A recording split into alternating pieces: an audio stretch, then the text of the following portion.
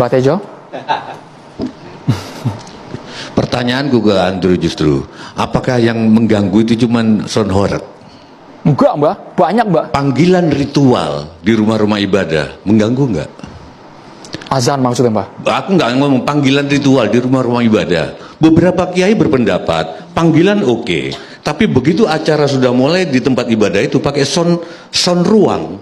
Karena ada beberapa orang yang nggak pengen denger juga. Jadi apa bedanya sama sound horeg? Kalau soal mengganggu loh, polusi audio, polusi visual, pas pemilu gambar-gambar orang nggak enak dilihat, gitu loh. Kalau artis memang ini bukan soal ganteng soal apa, tapi ada orang yang ganteng yang nggak enak dilihat, ada orang cantik nggak enak dilihat. Orang-orang yang mau jadi anggota DPR memang bukan untuk dilihat.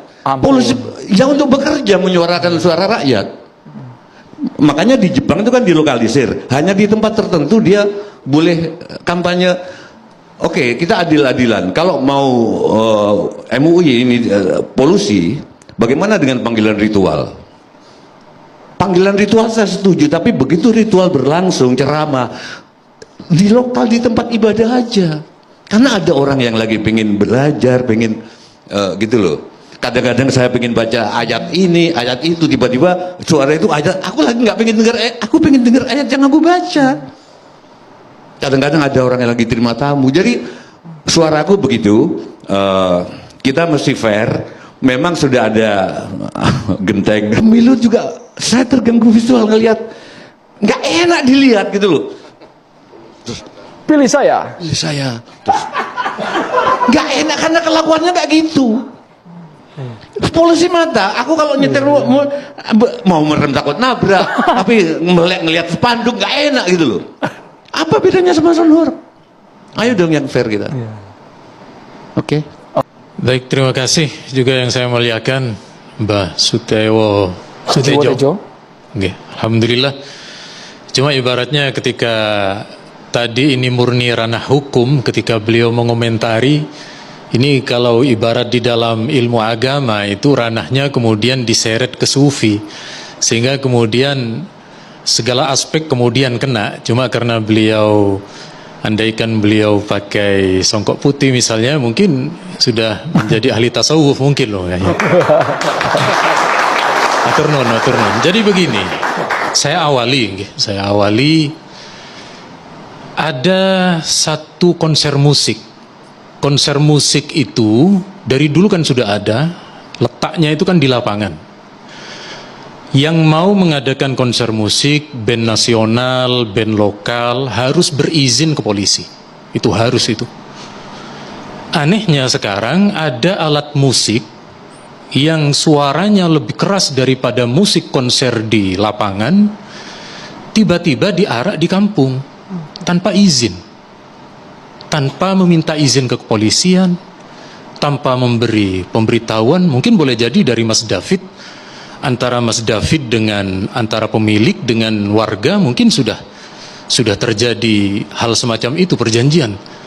Tetapi yang terjadi di MUI itu ada satu warga, dia ini tidak pernah diberitahu sebelumnya, tiba-tiba ada truk dengan sound yang begitu besar.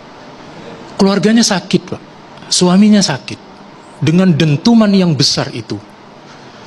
Dengan dentuman yang sekali lagi saya yakin panjenengan yang tidak, meskipun tadi tidak secara terang-terangan menyebut nama musola masjid, itu orang sakit tidak akan terasa seperti suara masjid ataupun musola dibanding dengan 135 desibel.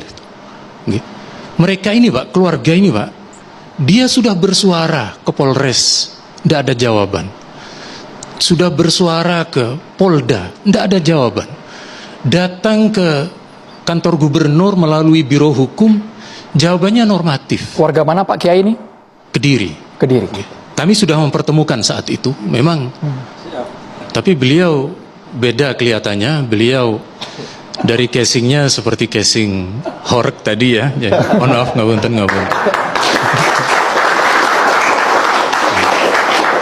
Lalu kemudian ketika ini ada di Pasuruan, jadi ini menjadi viral itu karena di Pasuruan memfatwakan mutlak haram.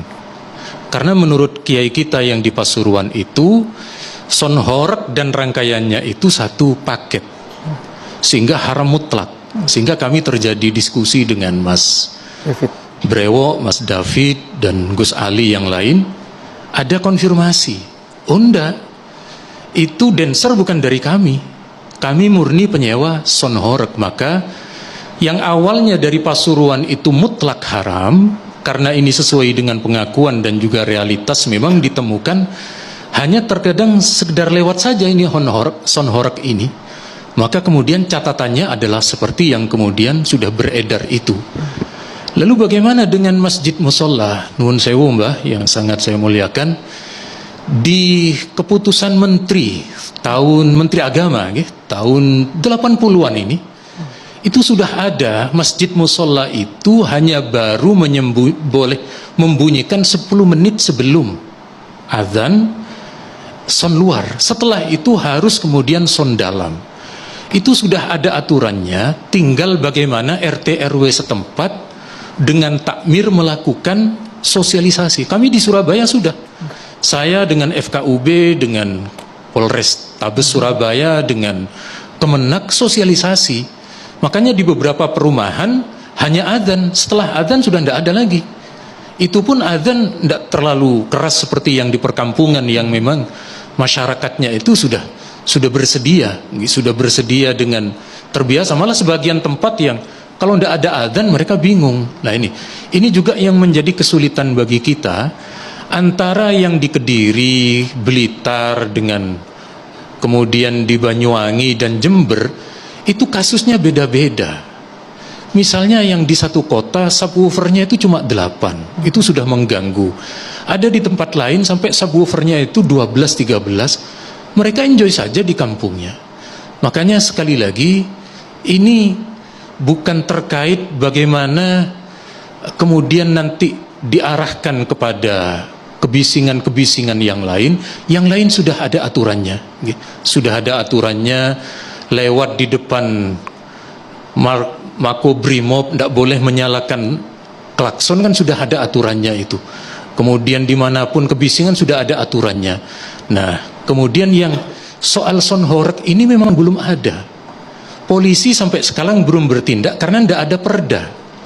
Dulu seperti yang pernah di-sharingkan dengan Mas David, dulu itu awalnya adalah Agustusan, son itu diarak melalui becak, dari kecil-kecilan kan awalnya Mas.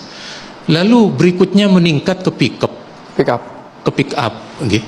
tidak ada masalah mungkin.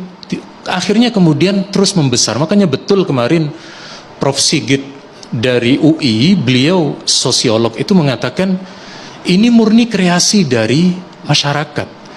Tetapi karena tidak disertai dengan aturan di berbagai daerah, akhirnya sekarang kita sudah kelabakan, sudah terjadi di mana-mana. Maka intinya sebenarnya kalau kemudian di masing-masing kota, dan alhamdulillah dari peristiwa ini di beberapa kabupaten kota sudah membatasi. Artinya kami dari MUI itu seperti yang sudah kita arahkan di keputusan itu adalah bagaimana melokalisir tempat, mengatur waktu, kemudian juga intinya ditertibkan.